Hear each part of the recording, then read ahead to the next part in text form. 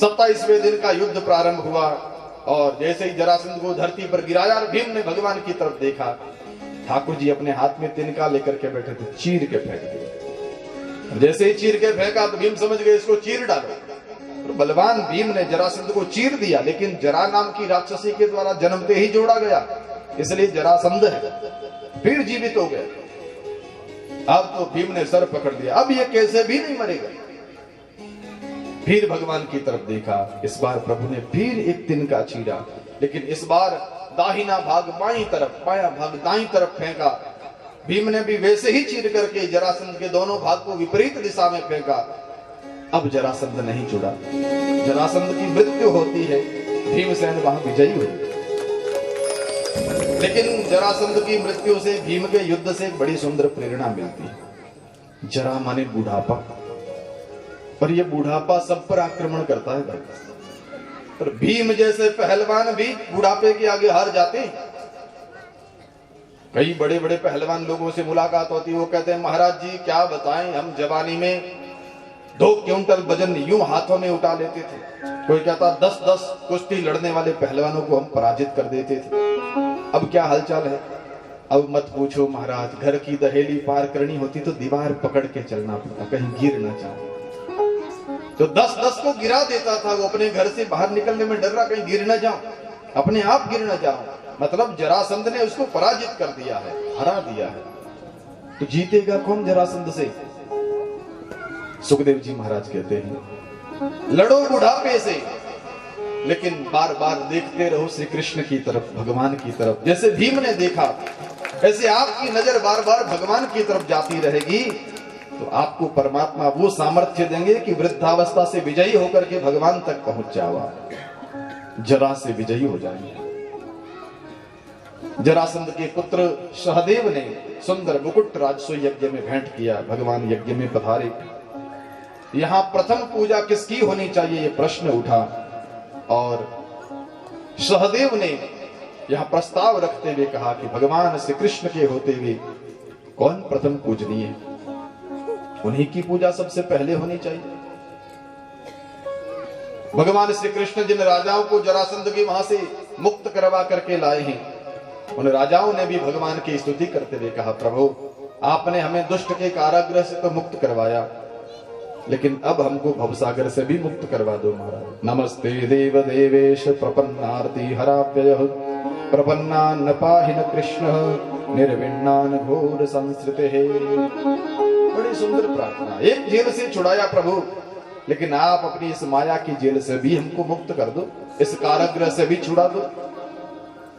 और ठाकुर जी से बड़ी सुंदर प्रार्थना करते। भागवत जी का बड़ा प्यारा मंत्र, कृष्णाय वासुदेवाय हरये परमात्मने प्रणत क्लेश नाशाय गोविंदाय नमो नमः। हे कृष्ण, हे वासुदेव, हे हरि, हे परमात्मा, शरणागतों के क्लेश को नाश करने वाले हे गोविंद, हम आपको पुनः पुनः नमस्कार करते हैं, बार बार प्रणाम करते हैं। ये स्तुतियां सुनकर के सहदेव ने और कहा देखो श्री कृष्ण के अतिरिक्त कोई पूजनीय नहीं, प्रथम पूजा उन्हीं की होनी चाहिए, उनके होते हुए दूसरा कोई सोच भी कैसे सकता। ये प्रस्ताव सबको अच्छा लगा। भगवान श्री कृष्ण की पूजा की तैयारी प्रारंभ हुई, लेकिन शिशुपाल ने भगवान का विरोध करते हुए कहा इस ग्वाले की पूजा पहले, इस चोर की पूजा पहले, इस छलिया की पूजा पहले। पांडव लोग मारने उठे तो भगवान ने कहा रहने दो, हमारी बुआ जी का बेटा, और हमने बुआ जी को वचन दिया था कि ये बेटा जब तक 100 गलती करेगा तब तक माफ करेंगे। पर शिशुपाल आज भूल जाता है, उसने 100 गालियां पूरी निकाल दी। भगवान के हाथ से सुदर्शन चक्र निकला, शिशुपाल की गर्दन कट गई, भीतर से दिव्य तेज निकल करके भगवान के चरणों में समाहित हो जाता है। ये वही भगवान का द्वारपाल, जय विजय में से जय। पहले जन्म में रावण कुंभकर्ण बने, महाराज हिरण्याक्ष और हिरण्यकश्यपु बने, दूसरे जन्म में रावण कुंभकर्ण बने, और तीसरे जन्म में शिशुपाल और दंतवक्त्र बने।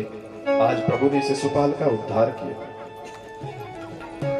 शिशुपाल की मृत्यु देख करके सब घबरा गए। भगवान की प्रथम पूजा हुई, यज्ञ संपन्न हुआ, बहुत पांडवों का जय जयकार और यश कीर्ति फैली। दुर्योधन जब अमृत स्नान के पश्चात विदाई लेने के लिए युधिष्ठिर के पास आया इंद्रप्रस्थ में, तो वहां मय दानव द्वारा सृजित मायावी सभा में, जहां धरती की जगह पानी, पानी की जगह भूमि दिखाई देती है, दुर्योधन जहां भूमि थी वहां पानी समझ करके कपड़े ऊपर उठा करके चलने लगा, और जहां पानी था वहां भूमि समझ करके तेज चला तो गिर पड़ा। भगवान की ही प्रेरणा से द्रौपदी हंस गई और एक व्यंग्य वचन निकलता है, अंधे की संतान भी तो अंधी होगी।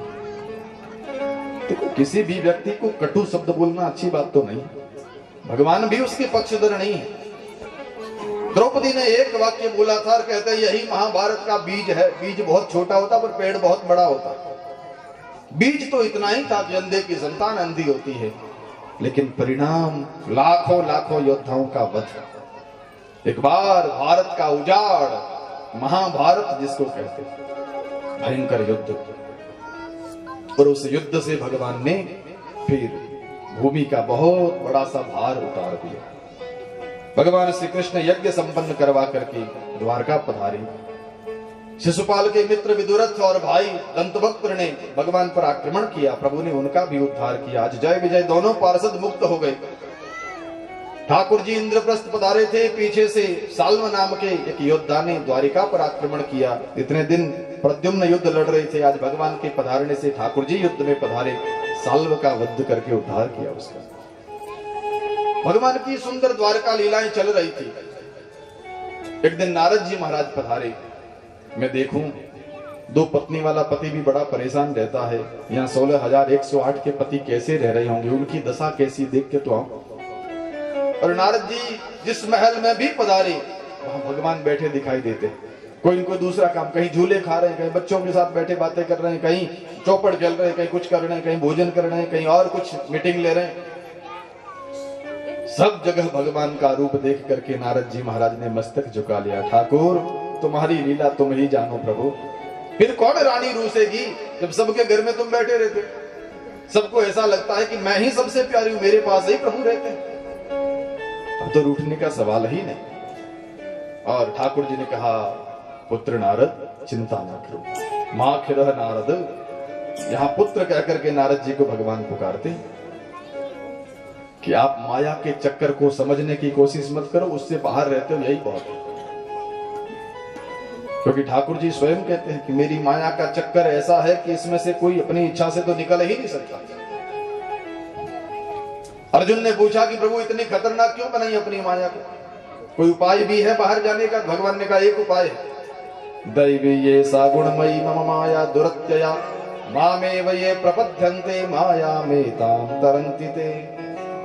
ये मेरी त्रिगुणमयी माया ऐसी खतरनाक है कि दुरत्यया, कोई तर ही नहीं सकता, दुरत्यय है। तो कैसे तर सकते हैं? मामेव ये प्रपद्यन्ते माया में ताम तरन्ति ते। जो मेरी शरणापन्न हो जाता है, मेरी शरण में आ जाता है, वो भवसागर से पार हो जाता है।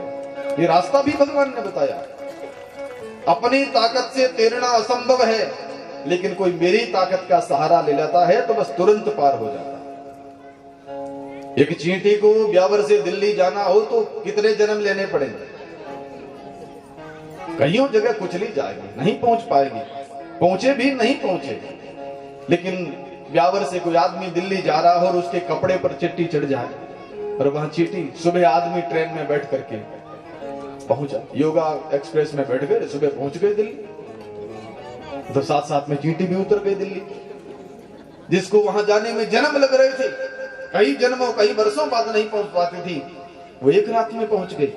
बस यह है कृपा, अपनी शक्ति से जहां लाखों जन्मों में नहीं पहुंच पाते हैं, उस परमात्मा की शक्ति से एक सेकंड में पहुंच जाता है आदमी। ठाकुर जी कृपा करे तो तुरंत पहुंचा दे, तत्क्षण पहुंचा दे। मामेव ये प्रपद्यन्ते माया में ताम तरन्ति ते। मेरी शरण में आता है वो भवसागर से तर जाता है। नारद जी से भी कहा कि माया पार हो, माया को समझने की कोशिश मत करो, ये समझ से परे की बात है, बुद्धि में नहीं उतरती। माया के खेल बड़े विचित्र है।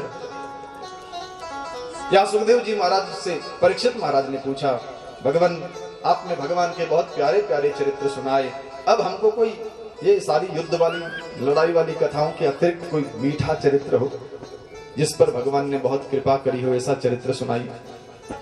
और सुखदेव जी महाराज ने बहुत सुंदर सी कथा प्रारंभ करी। हे परीक्षित, कृष्ण स्यात् सखा कश्चित् ब्राह्मणो ब्रह्मवित्तमः विरक्त इंद्रियार्थेषु प्रशांतात्मा जितेंद्रियः। भगवान से नाम प्रचलित हो गया, सुखदेव जी तो उसका नाम स्मरण नहीं करते। कृष्ण स्यात् सखा कश्चित्, एक सखा था सुदामा नाम का, अन्य ग्रंथों से नाम मिला। ये सुदामा भगवान का परम भक्त है। ब्राह्मणो ब्रह्मवित्तमः, ब्राह्मण है और जिसके पास ब्रह्म रूपी धन है। ब्राह्मण कौन? जो ब्रह्म धन को एकत्रित करता है सो ब्राह्मण। जाति से तो सबकी महिमा है, वंदनीय है, लेकिन ब्राह्मण के लिए जो शब्द प्रयोग होते हैं ना, द्विज, विप्र, ब्राह्मण, ये सभी विशेषण उनकी योग्यताओं के द्वारा आते हैं। जब संस्कार होकर के द्विजन्म होता है, द्विजाति कहलाते हैं। उपनयन संस्कार के बाद द्विज बनता। एक जन्म से, जन्मना जायते शूद्र संस्कारात् द्विज उच्यते। जन्म से तो सभी शूद्र ही जन्मते हैं, लेकिन संस्कारों से कोई ब्राह्मण, कोई क्षत्रिय, कोई वैश्य, कोई शूद्र ही रह जाता है। तो यहां भगवान का प्रिय मित्र जो है वो ब्राह्मण है, क्योंकि उसके पास ब्रह्म रूपी धन है। ब्राह्मणो ब्रह्मवित्तमः, और ब्रह्मवित्त है, ब्रह्म धन है, तो उसकी स्थिति कैसी होगी? तो कहा विरक्त इंद्रियार्थेषु, इंद्रियों के अर्थों में, माने इंद्रियों के भोगों में उसकी रति नहीं है, इसलिए विरक्त है। प्रशांतात्मा, प्रशांतात्मा वो होता है जो हर प्रकार से संतुष्ट रहता है। बाहर के संसार को, देहधारी आकृतियों को लकड़ी की कठपुतलियां समझता है, वो प्रशांत आत्मा है। इंद्रियों के विषयों की ओर जिसका ध्यान ही नहीं जाता है, तो अपनी आत्मा में ही शांत रहता है, वो प्रशांत आत्मा। जितेंद्रिय, इंद्रिय विजेता है। ऐसे ब्राह्मण देवता सुदामा जी महाराज। लेकिन सुदामा जी इतने बड़े विरक्त हैं कि घर में धन का बड़ा अभाव है। जिनको ब्रह्म में ज्यादा मन लग गया है, उनको धन में फिर मन लगता नहीं, और धन में मन न लगे हुए तो करीब करीब वो सब लोग अभाव में जीते दिखाई देते हैं। तो ऐसे भक्तों को देख करके लोगों को लगता है कि भगवान के भक्त बेचारे गरीब कंगाल जैसे दिखते हैं, उनके पास कुछ भी नहीं होता है। सच में तो होने को बहुत कुछ हो सकता है, लेकिन उनका उसमें मन नहीं है, वो उसको इकट्ठा नहीं करना चाहते हैं। वो आनंद में जीना चाहते हैं, परमात्मा को इकट्ठा करना चाहते हैं। तो ब्रह्मवित्तमा है, घर में ज्यादा संपत्ति नहीं, ठाकुर जी को लगा कि मेरा परम मित्र है, मैं उसको सुख देना चाहता हूं। मेरा वादा है कि अनन्याश्चिन्तयन्तो माम ये जनाः पर्युपासते तेषां नित्याभियुक्तानां योगक्षेमं वहाम्यहम्। मेरे भक्त के पास जो प्राप्त धन है मैं उसकी रक्षा करता हूं, और जो अप्राप्त लक्ष्मी है वो ला करके प्राप्त कराता हूं। तब ये लेना ही नहीं चाहता, प्राप्त कैसे करा? चलो सुदामा के मन में हम इच्छा नहीं जगा सकते हैं, पर उसकी पत्नी के मन में तो इच्छा जगा सकते हैं। और भगवान एक दिन भिक्षुक बन करके आए। सुदामा जी तो बाहर गए थे कहीं, घर में भगवान भिक्षुक बन के आवाज लगाई, भवती भिक्षां देहि। सुदामा की पत्नी बाहर आई, सुशीला, हाथ जोड़ के प्रणाम किया, भगवान हम आपको भिक्षा नहीं दे सकते। क्यों नहीं दे सकते हो? सूतक लगा। बोले हाँ महाराज सूतक लगा। अच्छा तो कितने दिन बाद में जाऊं? बोले आप मत पधारना महाराज। क्यों? ऐसा कौन सा बेटा जन्मा जो सूतक जाएगा ही नहीं? बोले महाराज हमारे घर पर दरिद्र देव ने जन्म लिया, अब कुछ खाने को ही नहीं है तो देने को तुम्हें बुला ले, फिर नहीं देवे तो अनादर हो जाएगा, इसलिए आप मत पधारना। भगवान ने कहा अरे राम राम राम, ऐसी बात है? हमने सुना है कि तुम्हारे पतिदेव का तो मित्रता श्री कृष्ण के साथ है, द्वारिकाधीश के साथ है। योगी भिक्षुक बने हुए भगवान कह रहे इच्छा जगा रहे, और ऐसे बड़े मित्र का आदमी, मित्र ये सुदामा ऐसी दशा में जीता। भैया कुछ कहो, मित्र से लेकर के आवे। सुशीला ने कहा अच्छा उनके कृष्ण मित्र है? बोले हाँ। अरे राम राम, मुझे तो कभी बताया ही नहीं। सुशीला मन ही मन सोच, भगवान तो बहका करके अंतर्ध्यान हो गए। सुशीला मन ही मन सोच रही है भगवान किसी आदमी की किसी बड़े आदमी के साथ मित्रता हो जाए तो घर में बहुत बड़ी बनवा करके फोटो टांगते हैं कि हम उनके साथ मिलने जुलने वाले हैं, वो हमारे बहुत नजदीकी आदमी हैं। और आजकल तो मोबाइल चल गया, भीड़ में भले वो देखे ही नहीं, जाने ही नहीं, साथ में मुंह लगा करके फोटो खिंचवा ले तो बस आ गए, और घर में ओड़ी करवा के टांगते। हम उनके बहुत खास है, बोले नाम ही ना जानते वो सामने वाले। ये स्थिति रहती। भले बड़े आदमी के साथ हर कोई मित्रता करना चाहता, पर ये इतने बड़े आदमी का मित्र है, कभी बताता भी नहीं कि हमारे मित्र वो है श्री कृष्ण। सुदामा घर आए, सुशीला ने सारी बात बताई और सुदामा जी से कहा कि ऐसे मित्र की कभी याद नहीं आती? महाराज याद तो बहुत आती है सुशीला, पर मैं उम्र में थोड़ा बड़ा हूं, वो मुझसे छोटा है, और ऐसे प्रिय सखा से मिलने जाने तो फिर खाली हाथ कैसे जाऊं, इसलिए जाने का मन नहीं होता। सुशीला ने कहा, अरे खाली हाथ क्यों, मैं आपको कुछ सामान ला के देती, साथ ले जाओ। और सुशीला 4 घरों में से 4 मुट्ठी चावल इकट्ठे करके ला करके भगवान को देने के लिए एक फटे हुए कपड़े को 4 गड़ी बनाया, 4 लड़ बना करके उसमें बांधा, सुदामा जी को दिया, लो ले जाओ। सुदामा बड़े प्रसन्न हुए, चलो आज श्रीमती जी ने प्रेरणा देके भेजा है, लेकिन अच्छा है, अयम ही परमो लाभो उत्तम श्लोक दर्शनम। ये सबसे बड़ा लाभ है कि भगवान के दर्शन तो होंगे मुझे।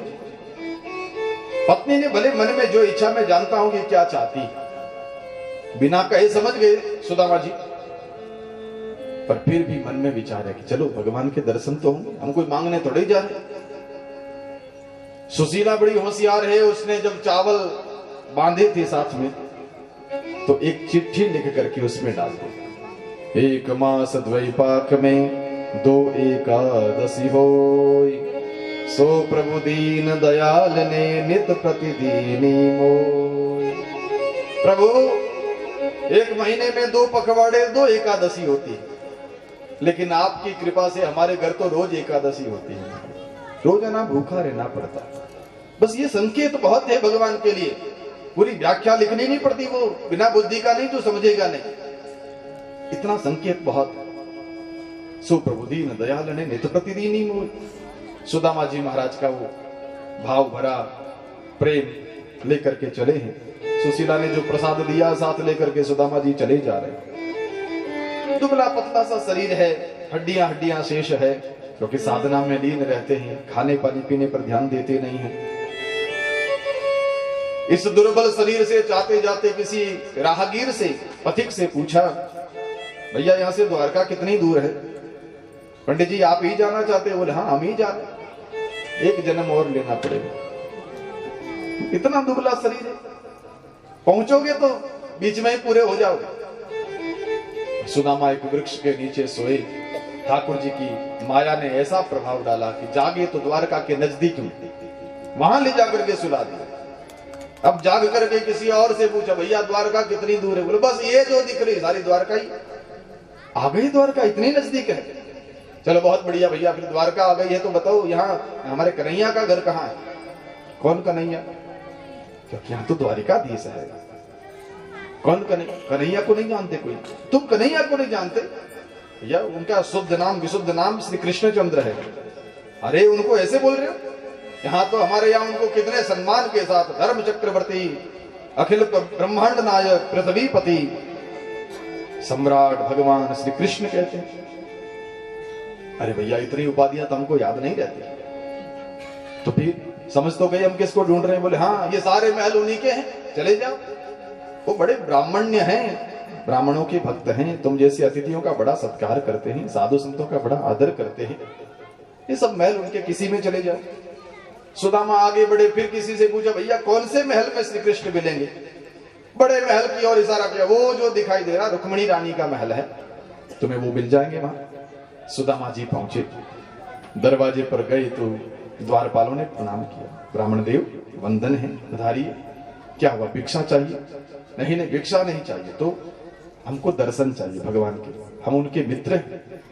मित्र नाम सुनते द्वारपाल एक दूसरे का मुंह देखने लगे, ये महाशय उनके मित्र हैं। यहाँ बड़े बड़े देवता भी आते हैं तो मुकुट हाथों में लेकर के शरणापन्न होकर के, शरणागत होकर के आते हैं। और यहाँ ये आदमी जिसकी दशा देख करके ऐसा लगता है कि बहुत गरीब है, ये श्री कृष्ण का मित्र। हाँ हम उनके मित्र हैं, एक बार उनको सूचना करो, हम उनसे मिलना चाहते हैं। भागवत जी के आधार पे तो सुदामा जी सीधे अंदर चले जाते अंतःपुर में, पर भक्तमाल में भक्त कवि नरोत्तम दास जी ने बहुत सुंदर सुंदर भाव सजाए। श्री कृष्ण भगवान के इन प्यारे पार्षदों से सुदामा जी कहते हैं कि अरे द्वारपालो, उस कन्हैया से कह दो कि दर पे सुदामा गरीब आ गया है। यद्यपि वो गरीब नहीं है, रुपए नहीं है, लेकिन गरीब तो वो है जिसकी दरिद्र तृष्णा बहुत है। सा दरिद्र यश तृष्णा विशाला, जिसकी भूख कभी मिटती ही नहीं, सदा ये भी मेरा हो जाए, ये भी मेरा हो जाए, वो भी मेरा हो जाए, वो दरिद्र है। सुदामा तो संतुष्ट है, प्रशांत आत्मा, जितेंद्रिय है। लेकिन भक्तों के बड़े सुंदर भाव है, प्रसिद्ध पद भाव से श्रवण करें। अरे द्वारपालो कन्हैया से कह दो, अरे द्वारपालो कन्हैया से कह दो, दर पे सुदामा गरीब आ गया है, दर पे सुदामा गरीब आ गया है। अरे सुदामा गरीब आ गया है, दर पे सुदामा गरीब आ गया है। भटकते भटकते न जाने कहाँ से, भटकते भटकते न जाने कहाँ से, तुम्हारे महल में गरीब आ गया है, तुम्हारे महल में गरीब आ गया है। अरे बार पालो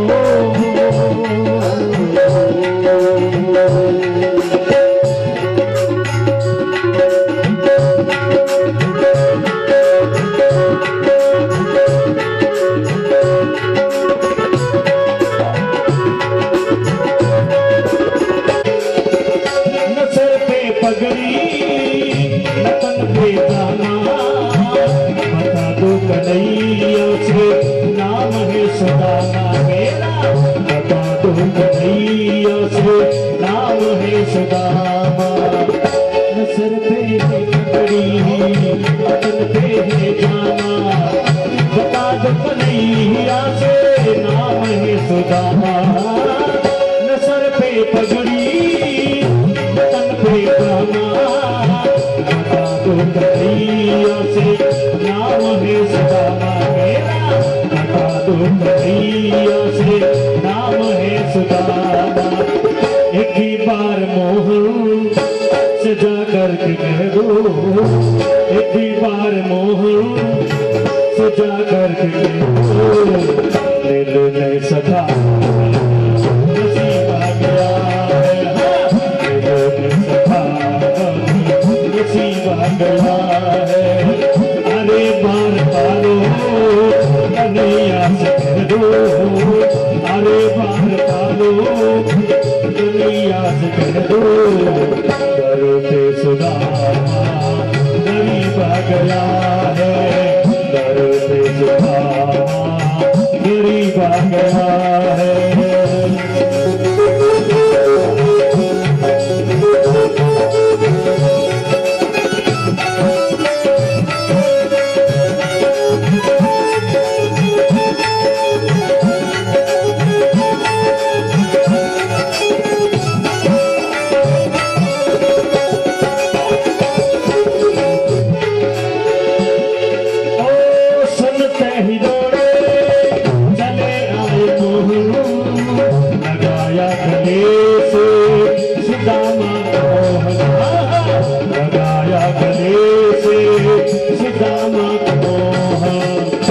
सुनते ही दौड़े चले आए मोहन, लगाया गले से सुदामा का मोहना। सुनते ही दौड़े चले आए मोहन, लगाया गले से सुदामा का मोहना, लगाया गले से सुदामा का मोहन। हुआ रुक्मणी को बहुत ही अचंबा, हुआ रुक्मणी को बहुत ही अचंबा, मेहमान कैसा अजीब आ गया है, मेहमान कैसा अजीब आ गया है, गरीब आ गया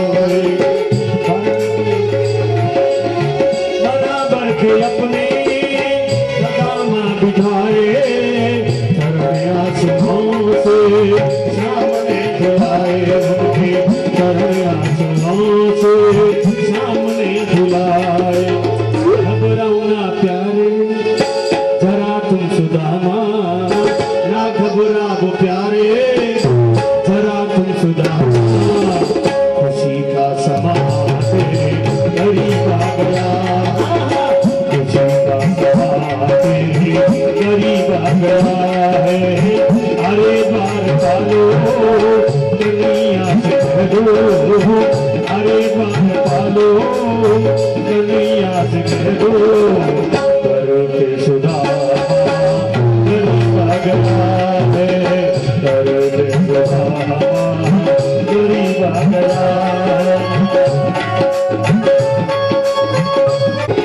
अरे द्वार पालो कन्हैया से कह दो, करो के सुधार गरीब आ गया है, करो के सुधार गरीब आ गया है, करो के सुधार गरीब आ गया है। सूचना भेजी। द्वारपालों ने कहा, पंडित जी लगता है बहुत दिनों के भूखे हो, पेट की गर्मी माथे में चढ़ गई, इसलिए उल्टे सीधे बड़बड़ा रहे। तुम्हारी और उनके साथ मित्रता, बड़े बड़े लोग सपना नहीं देखते हैं ये साथ। भैया तुम सूचना तो दो उनको।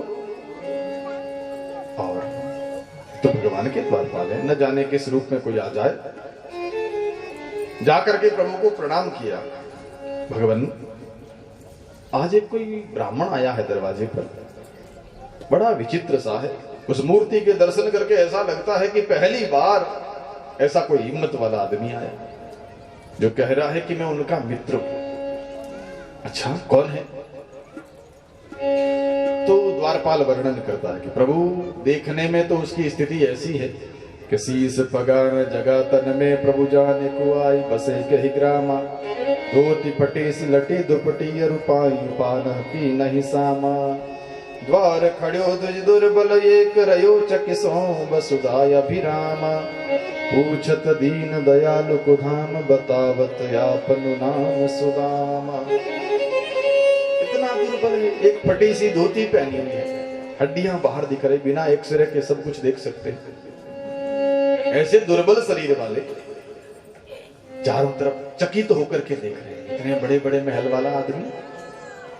और हमने पूछा कि क्या पूछ रहे हो, क्या जानना चाहते हो? बोले हमको दीन दयालु का श्री कृष्ण भगवान का घर चाहिए, हम वहां जाना चाहते हैं। उनके मित्र हैं। मित्र बता रहे? बोले हाँ। नाम क्या बताया उसने? बतावत आपनो नाम सुदामा। वो अपना नाम सुदामा बता रहे हैं। सुदामा नाम सुना तो भगवान सिंहासन से उछल पड़े, एकदम दौड़ते हुए भगवान बाहर। आज तो चरण पादुका भी नहीं पहने, सभासद खड़े खड़े आश्चर्यचकित होकर के देखने लगे। ये कौन ऐसा अतिथि आ गया जिसके स्वागत में इतने उतावले होकर भगवान दौड़ रहे? यहाँ बाहर खड़े खड़े सुदामा विचित्र प्रकार के भाव में खोए हैं। भैया इतने बड़े बड़े महलों वाला आदमी जिसके पास सोने की नगरी हो, मुझ जैसे अकिंचन मित्र को याद रखेगा? रोजाना हजारों आते जाते हैं उसके पास, कभी का भूल गया होगा। अब मेरे साथ तो न जाने कैसा व्यवहार होगा, कहीं ऐसा ना हो जाए कि वो मुझे देख करके भी पहचाने नहीं, पूछे कौन हो भैया तुम। अपनी फजीयत हो जाएगी, बड़ी विडंबना हो जाएगी। पर जो भी हो, वो पहचाने कि ना पहचाने, पर प्रिय मित्र का दर्शन तो हमको हो ही जाएगा, हम तो पहचान जाएंगे उसको। सुदामा तो इस प्रकार के भाव में खोएगा। अगर वो सुन भी लेंगे कि सुदामा आया तो कहेंगे कहीं अतिथि गृह में ले जाके रोको, फिर जब सबसे मिलने का समय होगा तो हमको भी बुलाएंगे, राज दरबार लगा है राजा का, आ जाओ मिल लो तुम भी, और हम वहां उनके दर्शन करके धन्य बनेंगे। और उनको क्या पता कि भक्त वत्सल तो जब कृपा करता है तो अपार करुणा वरुणालय बन करके। इन भावों में खोए सुदामा और देखा कि सांवरा दौड़ता हुआ आ रहा है, दोनों भुजाएं फैला करके सुदामा को अपने हृदय से लगा दिया। सुदामा ने भी श्री कृष्ण को देखा तो भाव विवल होकर के आज श्री कृष्ण को अपनी बाहों में लपेट लिया। मित्र, कितने समय बाद तुम्हारा दर्शन करने का सौभाग्य मिला। भाव विवल भगवान भी अपने मित्र को इतना कसके पकड़े हुए हैं, और महाराज सुदामा भी। लेकिन फिर ठाकुर जी के मन में विचार आया, मैं भाव के अतिरेक में मेरे सुदामा को कुछ ज्यादा नहीं दबा दिया, इसके तो हड्डियां बाहर दिख रही, कहीं कष्ट हो जाए मेरे सुख के मिलने के चक्कर में। सुदामा को भी लगा मेरा सांवरा कितना सुकोमल है, कहीं मेरी ये हड्डियां बाहर निकली हुई इसको चुभ न जाए। दोनों की ये बंधन धीरे धीरे ढीला होता है। भगवान ने सुदामा का हाथ पकड़ा, लेकर के सभा में आए। सारे सभासद आश्चर्यचकित भगवान को देख रहे हैं, सब अपने अपने आसन पर खड़े हैं। और ये सुधर्मा सभा देख करके सुदामा की आंखें तो चकाचौंध हो गई। मन ही मन कहते, वाह रे कन्हैया, इतने ठाठ है तेरे। भगवान आए, सिंहासन पर ला करके सुदामा को अपने सिंहासन पर बिठा दिया। सुदामा मना कर, अरे नहीं नहीं, मैं यहाँ बैठने लायक नहीं हूं। लेकिन भगवान ने कहा, मैं कहता हूं तू यहाँ बैठने लायक ही है। धक्का देकर के बिठा दिया उस सिंहासन पर और स्वयं चरण पीठ पर बैठ गए। जहां चरण रखने के लिए एक छोटा आसन लगता है नीचे, उसके ऊपर भगवान बैठे।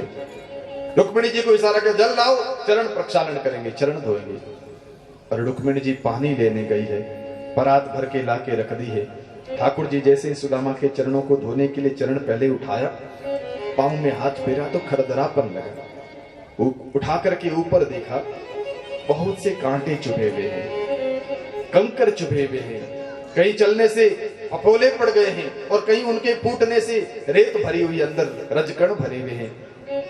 ये सब देख करके दीन दयालु की आंखों में ऐसे आंसू बरसने लगे।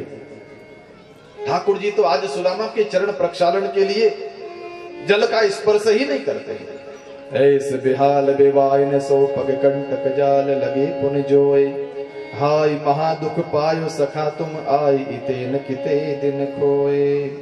देखी सुदामा की दीन दशा, करुणा करके करुणा निधि रोए। पानी परात को हाथ छुयो नहीं, नैनन के जल सो पग धोए। परात के पानी को हाथ भी नहीं लगाया। भक्त वत्सल ने अपने आंसू बहाते बहाते सुदामा का चरण प्रक्षालन कर दिया। केवल भगत की आंखों में भगवान के लिए आंसू आए ऐसी बात नहीं है। प्रिय भक्त के लिए भगवान भी खूब आंसू बहाते हैं, ठाकुर जी भी रो लेते। आज सुदामा का चरण प्रक्षालन हुआ, सब लोग देख रहे कौन है ये। भगवान ने दिव्य भोजन प्रसाद पवाया, अपने सिंहासन पर लिटाया, अपनी सैया पर अपने कक्ष में ले जाकर के चरण दबाने लगे ठाकुर जी। सुदामा तो भगवान का वैभव देख देख करके मन ही मन सोचना, वाह प्रभु, मेरे मित्र को और अनंत गुना संपदा देना, ये और धनी बने और धनिक बने और इसके पास वैभव बढ़े। कितना ब्राह्मण में है, कितना साधु संतों का भक्त है। मुझ जैसे दीन को इसने भुलाया नहीं, इससे बड़ी इसकी उदारता क्या होगी। देखो, सच्चा मित्र तो अपने मित्र के वैभव को देख के खुश होता है। वो यही चाहता है कि इसका और बढ़े। ईर्ष्या तो वो करता जो दुश्मन है। सुदामा तो मन ही मन बहुत प्रसन्न है। भगवान ने सुदामा के हालचाल जाने, पूछा, रे सुदामा, तू बचपन से ही विरक्त स्वभाव का था, बता विवाह हो गया है कि बाबा जी बना? भैया कृष्ण, हमने विवाह तो कर लिया, जोग था इसलिए एक पंडिताइन आ गई। अच्छा, क्या नाम है भाभी का? सुशीला नाम। वाह, बड़ा बढ़िया नाम। तो यथा नाम तथा गुण, जैसा नाम है वैसे ही गुण वाली। अच्छा, तो फिर भाभी ने हमारे लिए कुछ प्रसाद भेजा होगा। अब सुदामा इतना स्वादिष्ट 56 भोग पाए हुए, ये ऐसा वैभव देख करके वो फटी हुई पोटली के चावल निकालेगा। भीतर में इतनी ग्लानि अनुभव हुई कि अगर मैं ये चावल निकाल करके दूं तो इसको क्या लगेगा, ये भिखारी ये लेके आया तो नहीं, दिखाएंगे ही नहीं। अपनी कांख में दबा करके सो गया। नहीं कृष्ण, कुछ भी घर में क्या है, लाने जैसा कुछ सामान दिखा नहीं। और भगवान चरण दबाते दबाते गुरुकुल को याद करके कहते, पता है एक बार जब तुम पाठ भूल गए थे, गुरुजी लकड़ी चुनने भेजे, मैं भी भूल गया तो मुझे भी भेजा।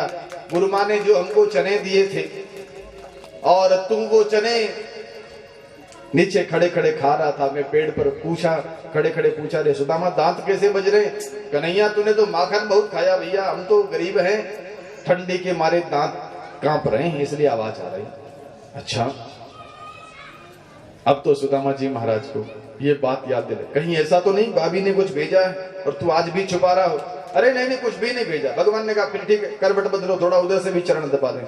नहीं उधर से बहुत दर्द हो रहा, बहुत लंबी दूरी से चल के आया, अब मुझे सोने दो। भगवान ने कहा दर्द हो रहा, हमारा तो स्वभाव ही दर्द दूर करना, पीड़ा मिटाना ही स्वभाव है हमारा। उठा करके खींच के उल्टा किया इधर, जैसे ही कांख में पोटली दिखी तो ठाकुर जी झपट्टा मार करके खींच लेते। अरे चोर, तू अब भी छुपा रहा है। जैसे ही पोटली को खोला, उसमें चावल देखे, चावल भी रंग बिरंगे, 4 घरों के अलग अलग। चाहती तो एक घर से मिल जाती सुशीला को, पर 4 घर के लाई। जानती है कि रंग चावलों का भेद देख करके समझ जाएंगे घर में क्या स्थिति चल रही है। एक मुट्ठी चावल भी एक घर से ज्यादा नहीं।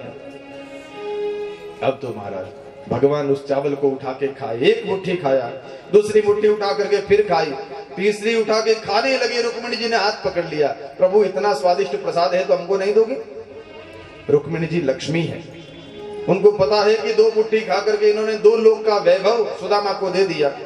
3 मुट्ठी खा करके त्रिलोकी सुदामा को देंगे तो खुद सुदामा बनेंगे, अपने आप को कहां ले जाएंगे। इसलिए हाथ पकड़, भगवान ने कहा रे स्वाद में भंग कर दिया, बहुत सुंदर स्वाद आ रहा था। अब तो ठाकुर जी ने कहा सुदामा भैया इतना स्वादिष्ट प्रसाद है, छुपा रहे थे इतनी देर से। सुदामा ने कहा प्रभु संकोच हो रहा था कि ये कैसे दे। और भगवान ने अपनी भक्त वत्सलता दिखाते हुए कहा कि देखो ठाकुर जी को आप क्या चढ़ा रहे हो उसका महत्व नहीं है, कितने भाव से चढ़ा रहे हो उसका महत्व है। आपके पास भाव बड़ा अच्छा वाला होना चाहिए, भीतर में शुद्धि होनी चाहिए, समर्पण की भावना होनी चाहिए। समर्पण नहीं है, बड़ी से बड़ी वस्तु भी भेंट कर दी तो उसका महत्व उतना नहीं, लेकिन समर्पण बहुत है। हे प्रभु तेरा तुझको अर्पण क्या लागे मेरा, ये भाव बना करके करें। सुदामा जी को अब ठाकुर जी वहां रख रहे हैं। दूसरे दिन प्रातः काल में सुदामा ने स्नान किया, भगवान का सुंदर पीतांबर पहना। सुदामा ने पूछा रे कन्हैया तूने हमारे घर के सारे समाचार पूछ लिए, अब तू भी बता दे विवाह हुआ कि नहीं। भगवान ने कहा हो गया, भगवान की दया है, तुम ब्राह्मणों का आशीर्वाद है। अच्छा हो गया तो कहां है बहू रानी, लाओ मिलाओ हमसे। भगवान ने रानियों को कहा कि आओ आशीर्वाद ले इस देवता से, और रानियां सब आशीर्वाद लेने आई। रुक्मिणी जी ने प्रणाम किया तो कहा अच्छा ये है बहू रानी, नाम क्या है। भगवान ने कहा रुक्मिणी। पीछे पीछे सत्यभामा जी ने प्रणाम किया, ये बोले ये भी पत्नी। अच्छा 2 विवाह किया। भगवान ने कहा कि हाँ 2 किया। तीसरी ने फिर प्रणाम किया, ये बोले अब इस लाइन में जो भी आवे पूछने की जरूरत नहीं, सब पत्नियां ही आएगी। ओहो मतलब लगता है 10 15 20 विवाह हो गए तुम्हारे। अरे हमारा 1 विवाह हो गया फिर भी बुलाना दे रहे थे, बुलाया नहीं, तुमने इतने किए फिर भी नहीं बुलाया। भगवान ने कहा आशीर्वाद दो, दूसरी बातें बाद में करेंगे। सुदामा प्रसन्न होकर के आशीर्वाद देने लगे, दोनों हाथ उठा करके हर रानी को कहते अखंड सौभाग्यवती भव, अखंड सौभाग्यवती भव। तो भैया ये प्रैक्टिस तो कितनी देर कर सकते हैं ऐसे, थोड़ी देर में हाथ दुखने लगे, पर लाइन तो पूरी नहीं हो रही। सुदामा बोले कृष्ण कितनी लंबी लाइन है। भगवान ने कहा दिए जाओ जब तक पूरी ना हो। हाथ दुख रहे मेरे, नीचे कर लो, मुंह से आशीर्वाद दो। हाथ नीचे हो गए, अब मुंह से अखंड सौभाग्यवती भव, अखंड सौभाग्यवती बोल रहे थे, लाइन का कोई अंत नहीं। तो सुदामा ने अपने आप सॉल्ट कर दिया आशीर्वाद को, अखंड हटा दिया, केवल सौभाग्यवती भव, सौभाग्यवती भव, सौभाग्यवती भव। फिर भी लाइन का कोई पीछे वाला पार ही ना दिखे, तो सुदामा ने अब सौभाग्यवती भी हटा दिया, केवल भव भव भव आशीर्वाद देने लगा। भगवान ने कहा ये कोई आशीर्वाद नहीं होता, मैं भी गुरु जी के पास पढ़ा था, शब्द पूरा न हो तो क्या आशीर्वाद, अधूरा आशीर्वाद देते हो। ये भव भव क्या होता है। यह सुदामा मेरा, कृष्ण मेरा मुंह दुखने लग गया। सुदामा जी कहते मुंह दुखने, अरे आदि रानी को आशीर्वाद दो, आधे को ना दो, घर में झगड़ा हो जाएगा ना। आदि रानी को आशीर्वाद देके चले जाओगे। तो सुदामा जी ने कहा कि श्री कृष्ण हम इनको आशीर्वाद दे रहे हैं कि अखंड सौभाग्यवती भव, तुम्हारा सुहाग अमर हो, यही तो आशीर्वाद है। इनका सुहाग कौन है। भगवान ने कहा मैं, अरे भैया तू ही प्रणाम कर ले, तुझे चिरंजीवी होने का आशीर्वाद दूं, सबको लग जाएगा। और भगवान ने प्रणाम किया। सुदामा दोनों हाथ मस्तक पर रख करके चिरंजीवी भव, दीर्घायु भव, कल्याणमस्तु भव, खूब सारे आशीर्वादों की झड़ी लगा। बड़े प्रेम से सुदामा रह रहा है। 2-4 दिन रहा, मन में विचार आया इतना प्रेम है, अब घर जाने की आज से ही रट लगाना शुरू कर दो, तब 10 दिन बाद में छुट्टी मिलेगी। इतना प्रेम है, जल्दी से भेजेंगे थोड़ी, रोकेंगे और जबरदस्ती। और दूसरे दिन सुबह में स्नान करके सुदामा ने कहा कि कृष्ण अब बाल बच्चे अकेले हैं, आज्ञा हो तो जाऊं। अच्छा जाने का मन हो गया, ठीक है आराम से पधारो। सुदामा ने सोचा रहे तो एक बार भी नहीं बोला कि रुक जा, पर हम भी पक्के ब्राह्मण बिना मान मनवार के एक दिन भी नहीं रुकेंगे। सुदामा जी जैसे ही जाने लगे तो भगवान ने कहा वो तो ठीक है, पर ये हमारा पीतांबर पहन के तो मत जाओ भैया, धोती तो हमारी उतारते जाओ। सुदामा ने मन ही मन सोचा इतना बड़ा आदमी और केवल एक धोती मुझे पहना दी, वो भी वापस ले रहा है, पर चलो अपनी तो पुरानी वाली पहन के चलते। वही पुरानी धोती फटी सी पहनी, वही दुपट्टी कंधे पर डाली, सुदामा जाने लगे। भगवान साथ साथ पहुंचाने जा रहे। अब सुदामा सोच रहे हैं कि पता नहीं क्या देंगे, किसी से मंगवा करके दे, दिए बिना तो नहीं रह सकते, पर दिया कुछ भी नहीं अभी तक। आगे जाते जाते सुदामा ने कहा भैया कृष्णम मैं चला जाऊंगा, अब तुम दूर तक साथ न चलो, थक जाओगे, मैं चला जाऊंगा। ठीक है भैया आराम से जाना। अच्छा तो तुम्हारी भाभी अगर तुम्हारे बारे में पूछे तो क्या समाचार दूं? सुदामा जी याद दिला रहे कि भाभी ने किस लिए भेजा मैं जानता हूं, वो पूछे तो क्या समाचार दूं? बोले बस हमारा राम राम कहना, कुशल मंगल सुनाना। सुदामा ने कहा वो तो मैं क्या ही दूंगा, ऐसे ही कह दूंगा, पर तुम्हारी तरफ से कोई विशेष समाचार हो तो? बोले बस विशेष समाचार यही है, अगली बार आओ तो अकेले मत आना, भाभी को साथ लेके आना, उनको साथ लेकर के आना, बस यही विशेष समाचार है। सुदामा मन ही मन सोचे ये देने वाला नहीं है, कोई बात नहीं हम मांगेंगे नहीं। भगवान ने हाथ आगे नहीं किया, सुदामा ने हाथ फैलाया नहीं, दोनों मित्रों ने अपना मान रख लिया। भगवान लौट करके घर चले आए। रानियों ने कहा प्रभु आप इतने बड़े उदारवादी, बहुत लोगों को बहुत कुछ रोजाना दान में देते हैं, पर इस ब्राह्मण का आपने इतना सत्कार किया, पर एक धोती पहना करके वापस खुलवा ली, पुनः ले ली, क्यों महाराज? भगवान ने रानियों से कहा पता है ये जब घर जाए तो मैं चाहता हूं इसका बहुत बड़ा स्वागत हो, कुछ सरप्राइज देना, तो फिर उसी रूप में जाएगा तभी तो सरप्राइज मिलेगा।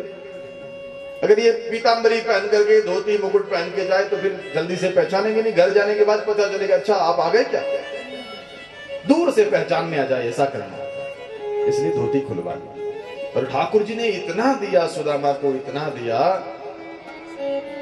द्वारका के जैसी दिव्य सुदामापुरी बस गई। आज का वर्तमान पोरबंदर सुदामापुरी के नाम से प्रसिद्ध था, गुजरात का पोरबंदर सुदामापुरी कहलाता, दिव्य सुदामापुरी। और सुदामा जी वहां गए तो अचंभे में भर गए।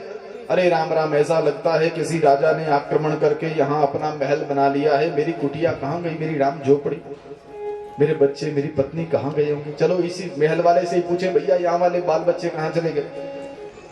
और सुदामा ने नगर में प्रवेश किया तो चहुओर कहीं हाथी खड़े हैं, कहीं सेवक खड़े हैं, प्रणाम कर रहे हैं। सुदामा सोच रहे हैं मुझे ब्राह्मण समझ के सब आदर कर रहे हैं।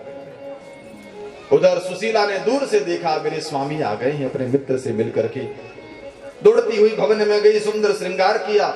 भी पतिव्रता पत्नी है, जब तक पति को देखा नहीं तब तक पुरानी साड़ी पहने खड़ी रही। पतिदेव आ गए हैं तो सुंदर श्रृंगार किया, सखियों को साथ लिया और दौड़ती हुई आई सुदामा के सामने स्वागत करने। जैसे ही सुदामा जी ने घूंघट निकाले हुए सामने मस्तक झुकाया ही तो सोचा कोई राजा की रानी होगी, इतने सुंदर कपड़ों में, महंगे कपड़ों में तो वही होगी। प्रणाम करने के लिए झुकने लगी तो सुदामा जी बोलने ही वाले थे माता जी दूर से ही कर लेना। बस सुशीला ने कहा कि पीछे पीछे क्यों खिसक रहे हो, आवाज सुन के पहचान, सुशीला तू? बोले हाँ मैं ही तो होंगी, दूसरी कौन तुम्हारे पांव पकड़ेगी। जैसे ही देखा तो अरे सुशीला इतने सुंदर महंगे कपड़े, सब महल महल किसके हैं? और सुशीला ने कहा कि नाथ आप जिस अपने भक्त वत्सल मित्र से मिलने गए थे ना, आप तो वहां गए और मित्र ने यहाँ वैभव खड़ा कर दिया, एक दूसरी द्वारका बना करके खड़ी कर दी, ये सब उनका प्रसाद है। और जैसे ही सुना तो सुदामा की आंखों में झर झर झर आंसू झरने लगे। बाहरे कन्हैया तू सच में घनश्याम है, देता हुआ दिखता नहीं है पर देता बहुत है। ये मेघ भी घनश्याम है, रात को आकर के बरसात करके चले जाते हैं, पता भी नहीं चलता है। सुबह में उठ के देखो तो पूरी भूमि से एक दिव्य सुगंध छाई रहती है कि रात को मेघ बरस के गए। वो किसी को अलार्म बजा के कहते नहीं उठो उठो देखो मैं बरसाने आया हूं। ऐसे परमात्मा भी जब देता है तो कोई अलार्म नहीं बजाता कि देखो मैं दे रहा हूं, वो किसी को दिखाता नहीं कि मैं दे रहा हूं, बस आनंद से दिए जाता है, दिए जाता है। बस मेघ बरसता देख के जो जाग जाए वो मेघों को धन्यवाद देता है, धन्य हो भैया तुमने सारी पृथ्वी को हरियाली से भर दिया, ये तुम्हारा उपकार है। बस ऐसे परमात्मा की कृपा भी उसको दिखाई देती है जो जाग गया है। इसलिए तो संत लोग कहते हैं उत्तिष्ठतः जाग्रतः प्राप्य वरान निबोधत। उठो जागो, उस परम लक्ष्य को पाने की ओर आगे बढ़ो। जागोगे तो ही परमात्मा की कृपा आपको दिखाई देगी, वरना हर योग्यता अपनी महसूस होगी, अपना अनुभव। मैंने मेहनत किया इसलिए सब किया मैंने, ये अपना लगेगा।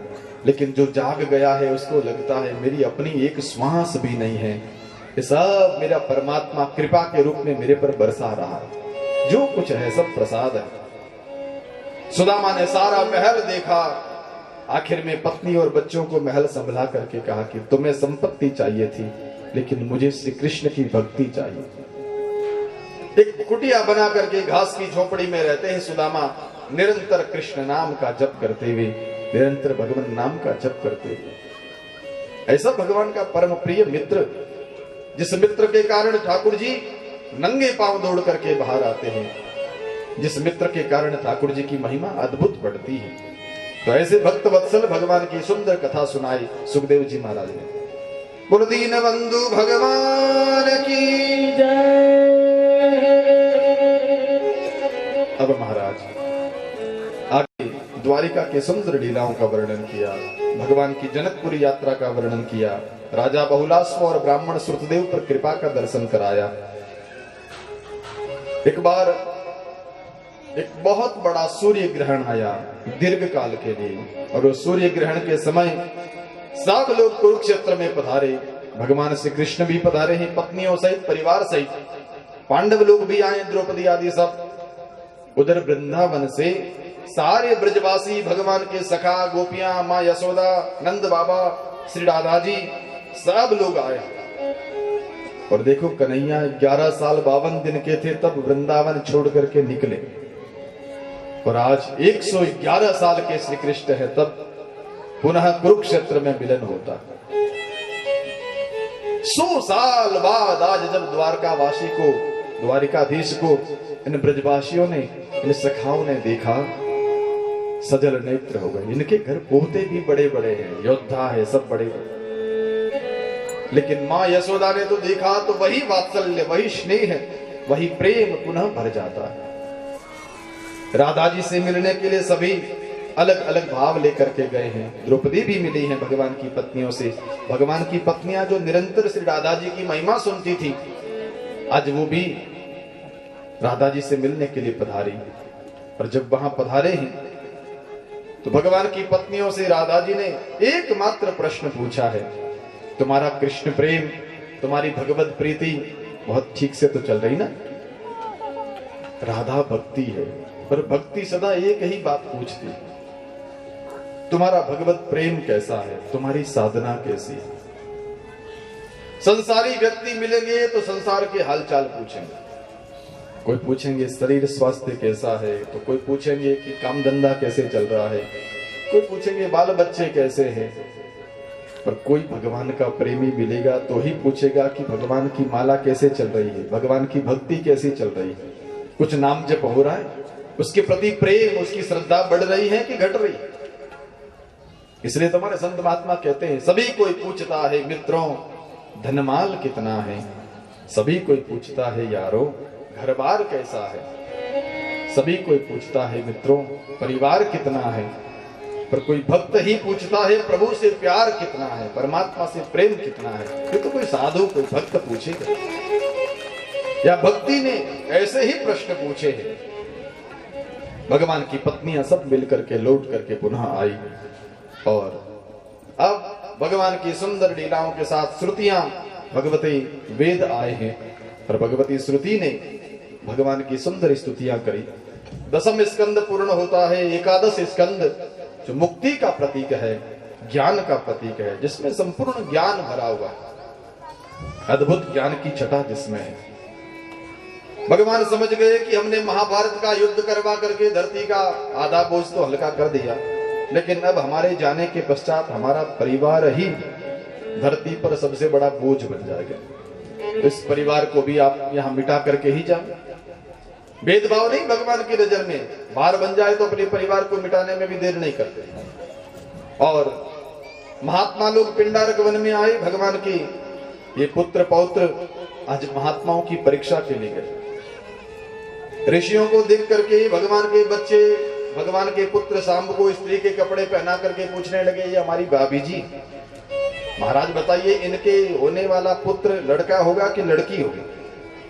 महात्मा कोई आंख बंद करे, कोई कान पे अंगुली धरे, कुछ पता ही ना चले।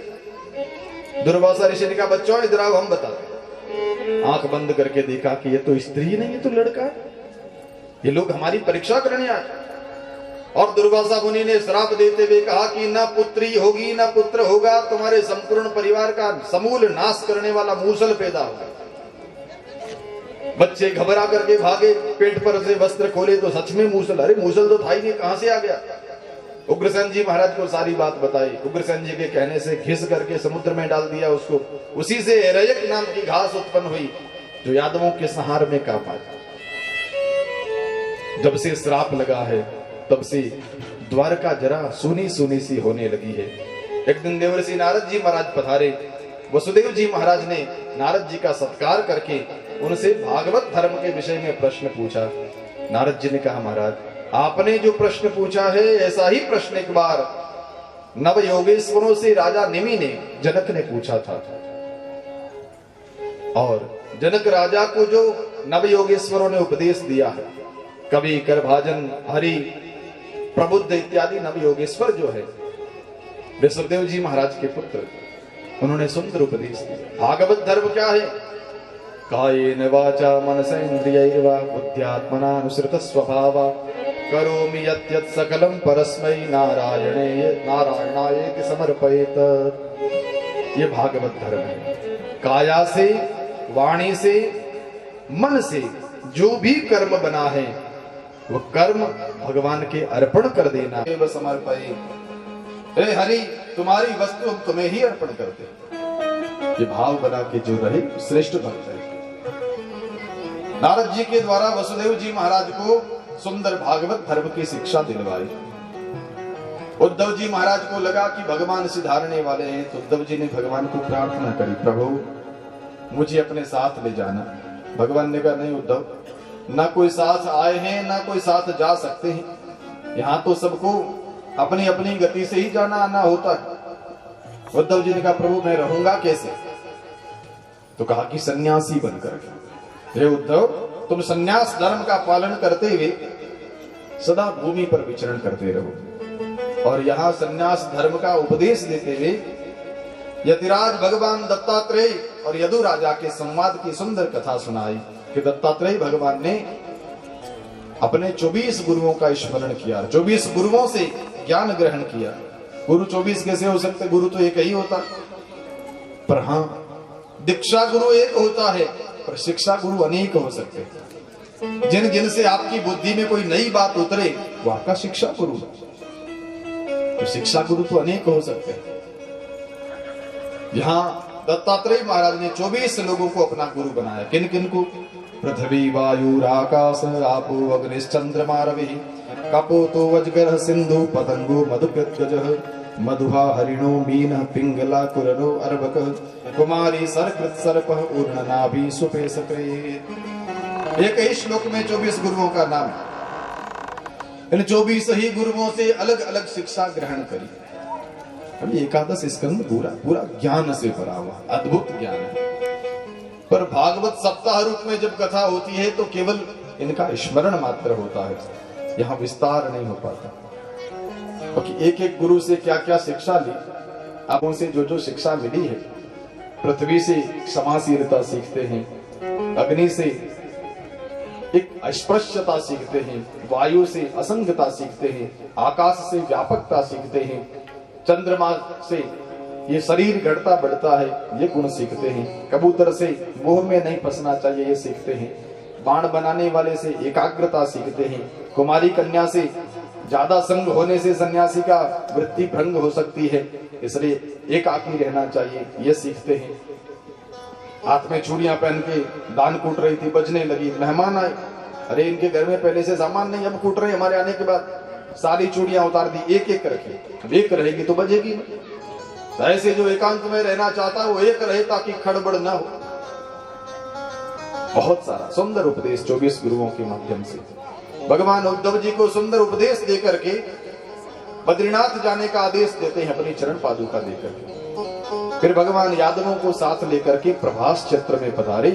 भगवान सोमनाथ, गुजरात में सोमनाथ के पड़ोस का क्षेत्र प्राची का पीपल, वहां ठाकुर जी पधारे। सोमनाथ भगवान का पूजन किया है। यहां रात्रि में इन यादवों ने मदिरा पान किया। भगवान का परिवार नष्ट कैसे हुए? तो ठाकुर जी ने कुछ योग बनाया, मेरे एक नाम की मीठी मदिरा का पान किया और मदिरा पिया तो सबकी बुद्धि खराब हुई, क्योंकि शराब तो बुद्धि खराब करती। जैसे ही बुद्धि खराब हुई तो बात बात में क्रोध बढ़ने लगा, झगड़ा बढ़ने लगा। अब ऐसे झगड़ा बढ़ा कि एक दूसरे को काटने को उतावले हो गए।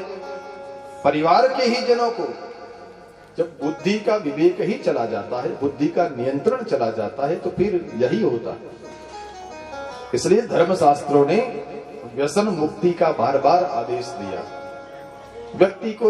लेकिन जागरूकता के लिए शास्त्र, हमने पहले ही दिन चर्चा करी थी, शासनम त्रायति इति शास्त्र, जो शासन करके तारता है सो शास्त्र है। लेकिन शासन प्रशासन की तरह हाथ में लकड़ी लेके दंड प्रावधान से नहीं करता है शास्त्र। ये शासन करता है प्रेम से, केवल आदेश देता है, ऐसा करोगे तो तुम्हारे कल्याण की गारंटी हमारे। तो शास्त्र भी शासन करते हैं, लेकिन वो केवल आदेश देते हैं। शराब नहीं पीना चाहिए, अभक्ष्य भोजन नहीं खाना चाहिए, जो खाने से हम पाप के भागी बन जाए। जिस भोजन में दया चली जाए, हिंसा चली आवे, वह भोजन कहीं न कहीं हमारे कर्म के बंधन का कारण बन जाता है। इसलिए प्रयास करें, बिना किसी को सताए हुए जो प्रसाद हमारी थाली में आता है, बिना किसी जीव को कष्ट पहुंचाए जो हमारी थाली में प्रसाद आता है, वही प्रसाद परमात्मा को भोग लगाने लायक है। और जो भगवान को भोग लग गया वो हमारे पाने लायक है, वो सब हमारे जीवने लायक है। तो प्रयास करें इस जन्म में हमसे कोई ऐसे कर्म न हो कि भविष्य में हमको उन कर्मों के लिए सर पकड़ के रोना पड़े, पछताना पड़े। महाराज भगवान के परिवार ने आज शराब पान की, मदिरा पी तो सब लड़ पड़ी। बलराम जी समझाने गए, भगवान को कहा आओ समझाओ। भगवान ने कहा सबकी बुद्धि खराब, अब समझाने जैसे नहीं रहे। बलदाव जी और भगवान को मारने के लिए भी जब ये बेटे पोते दौड़े, दाऊ जी समझ गए ठाकुर जी लीला का संवरण करना चाहते हैं। समुद्र में जाकर के बलराम जी ने समाधि ली, शेषनाग के रूप में परिवर्तित हो जाते हैं। बोलो श्री बलराम जी महाराज की जय। भगवान श्री कृष्ण की आंखों के सामने सारा परिवार नष्ट हो जाता है। 2-5 यादव शेष बचे थे जो मथुरा में आकर के रहे। बाद में व्यक्ति की बुद्धि जब चली जाती है तो पतन पूरा सामने ही आ जाता है।